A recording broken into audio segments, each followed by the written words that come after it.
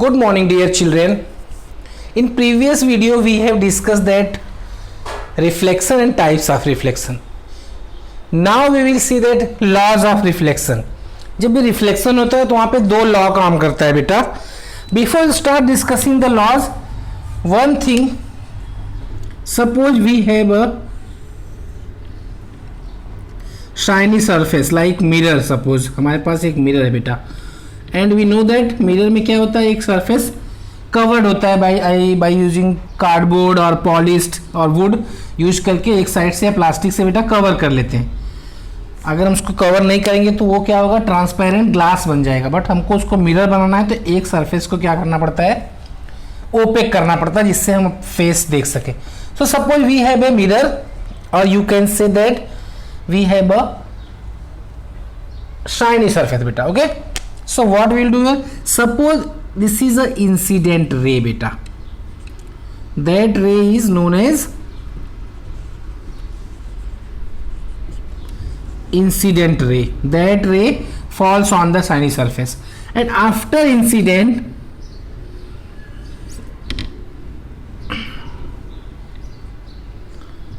suppose this ray is reflecting in this direction, that is reflected ray.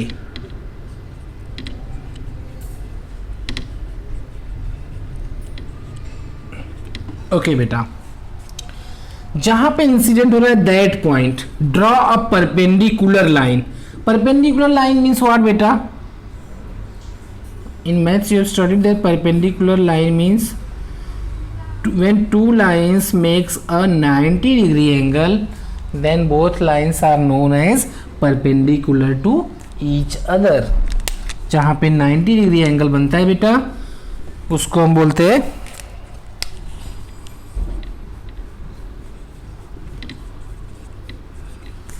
Perpendicular line. Okay, सो यहाँ पे जहाँ से incident हो रहा है वहां से एक परपेंडिकुलर लाइन ड्रॉ करो बेटा. Okay, that line is known as normal. What बेटा, normal, not normal ray. Normal ray नहीं बोलना, ओनली नॉर्मल. अब हम तीनों को एक बार फिर से डिफाइन कर लेते हैं, फिर हम लॉज पे आते हैं बेटा, because these things are required for the laws of reflection. That ray which falls on the shiny surface is known as incident ray, and which one bounce back from the shiny surface, that is known as reflected ray. Okay, what about normal? Perpendicular lines.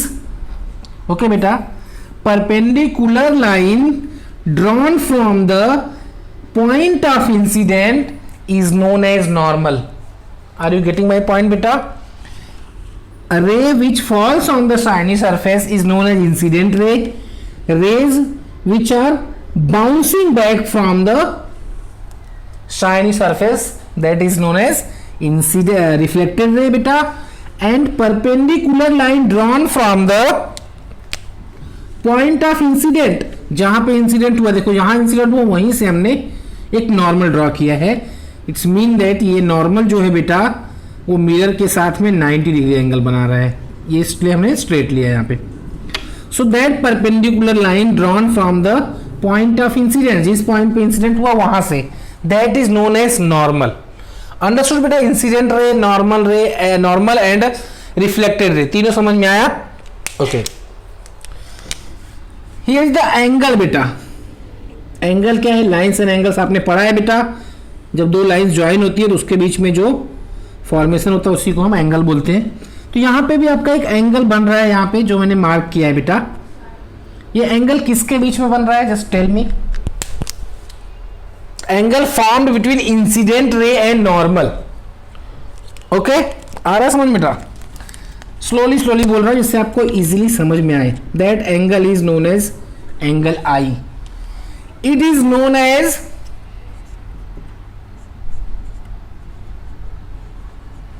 Angle of incidence. Angle of incidence क्या है बेटा, angle formed by incident ray and normal is known as angle of incident. Are you getting my point बेटा? Angle formed by incident ray and normal is known as incident angle और angle of incidence. यहां पे भी एक angle form हो रहा है बेटा, that is angle of reflection.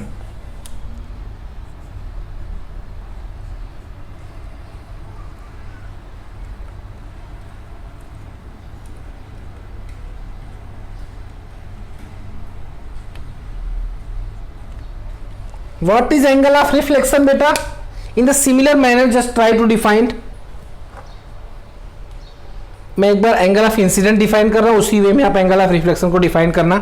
Angle of incident is the angle formed by normal and incident ray. Then reflected angle क्या होगा बेटा, और एंगल ऑफ रिफ्लेक्शन क्या होगा, angle formed by reflected ray and normal. Means normal और incident से जो angle बनेगा बेटा उसको हम बोलेंगे एंगल ऑफ इंसिडेंस, और जो नॉर्मल और रिफ्लेक्टेड रे से बनेगा that angle is known as angle of reflection. Understood? इतना चीज समझ में आया बेटा? Now two laws. ये फिगर को मैं रब मिटा रहा हूं बेटा जिससे हम लॉज की बात कर सके।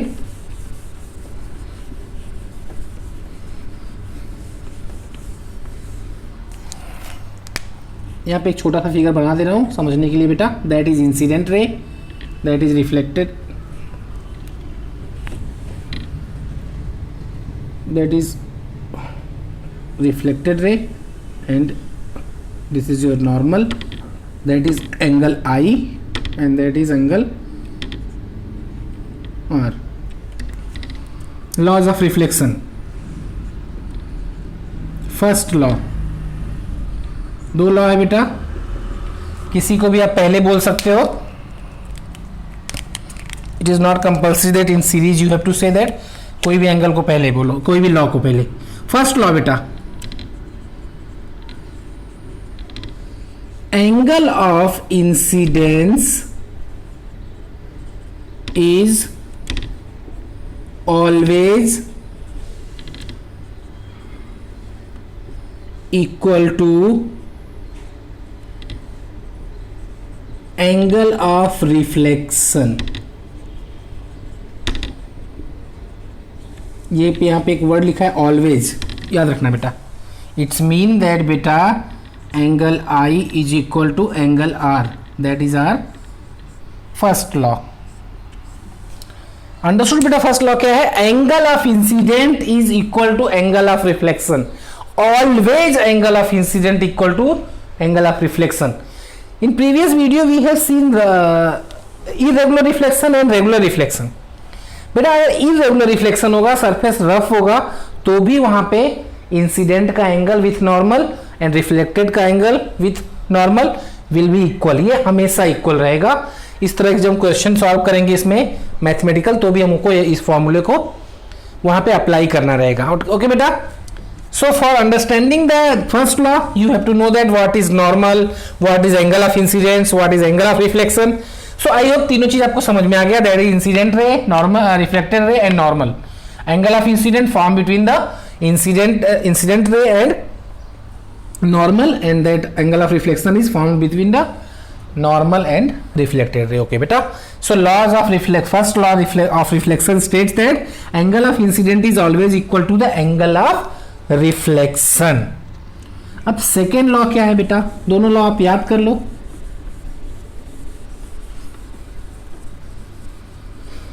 पहले लिख देता हूं फिर समझाता हूं बेटा आपको।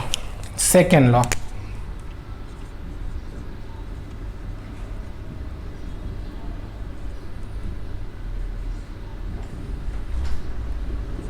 सेकेंड लॉ क्या है बेटा? ओके,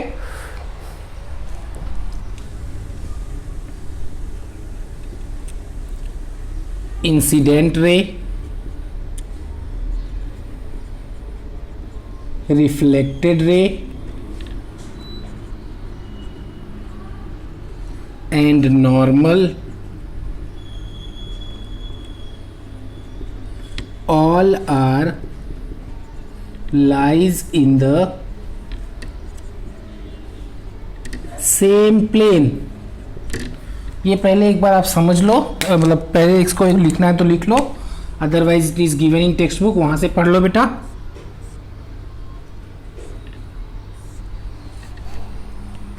फिर मैं आपको समझाता हूँ। Incident ray, normal and reflected ray all are lies in the same plane. Same plane means what बेटा? सपोज मुझे कुछ लेने दो एक एग्जांपल के लिए। Suppose I have a notebook बेटा, here that is your incident ray. Suppose यहां से रिफ्लेक्टेड रे हो गया बेटा, नॉर्मल यहां पे पकड़ने का, एक मिनट आई विल ट्राई बेटा, wait. Suppose we have a shiny surface, here that is incident ray बेटा, that is reflected ray and I have drawn a normal. हो गया, समझ में आया बेटा? Incident ray, that is normal and reflected ray. यहां पे क्या बोल रहे हैं? All are lies in the same plane. जैसे ये आपका बोर्ड है बेटा, सपोज ये बुक, एक इधर प्लेन है, एक सरफेस, दूसरा इधर है, सेम प्लेन मतलब सेम सरफेस, ऐसा one surface is here and next surface is here. तो इसका ये बोल रहे हैं इस पॉइंट बेटा, अगर मैं यहां इंसिडेंट करूंगा तो रिफ्लेक्शन इसी साइड होगा या उस साइड होगा? कोई भी मिरर पे लाइट पड़ती है, जैसे क्लास में भी आप आई कार्ड से करते हो तो दूसरे के ऊपर फ्लैश होता है, तो सेम चीज अगर मैं इधर इंसिडेंट करूंगा तो रिफ्लेक्शन उधर होगा नहीं, तब तो क्या हो जाएगा बेटा? ट्रांसपेरेंट रेज है उस साइड से निकल जाएगा। बट रिफ्लेक्शन कब होता है? जब इस साइड से रिफ्लेक्ट होकर उधर ही आए। रिफ्लेक्शन का मतलब क्या? आपके पास बॉल है, आपने दीवार पे मारा और लड़के वापस आया, तो दैट इज द रिफ्लेक्ट हुआ, बाउंसिंग हुआ। अगर वो पास हो जाता उस वॉल में से तो रिफ्लेक्शन तो हुआ ही नहीं। It's mean that law told that incident, reflected ray और नॉर्मल तीनों एक ही प्लेन में रहेंगे, दूसरे सरफेस में नहीं जाएंगे, ऑलवेज सब एक ही प्लेन में आएगा। इस उस प्लेन में जाएगा तो रिफ्लेक्शन कैसे होगा? एंगल ऑफ फॉर्मेशन भी नहीं हो पाएगा, incident angle and reflected angle का। आया दोनों लॉ समझ में बेटा? First law states that angle of incident is always equal to the angle of reflection. And incident ray क्या है, नॉर्मल रे क्या है, और सॉरी इंसिडेंट रे क्या है, रिफ्लेक्टेड रे क्या है, एंड नॉर्मल क्या है, ये आपको समझ में आना चाहिए। नॉर्मल रे नहीं, नॉर्मल ही बोलना है बेटा, गलती से रे मत लिखना आप। Second law states that incident ray, reflected ray and normal all are lies in the same plane. ये बुक में दो सरफेस है, एक ये है और एक ये है बेटा, ओके ये सरफेस और दैट सरफेस। तो जिधर इंसिडेंट हो रहा है उधर ही रिफ्लेक्शन हो रहा है, उधर ही नॉर्मल हम ड्रॉ कर रहे हैं। So all three things are lies in the same plane, उस प्लेन में नहीं जा रहा है। That is our second law बेटा।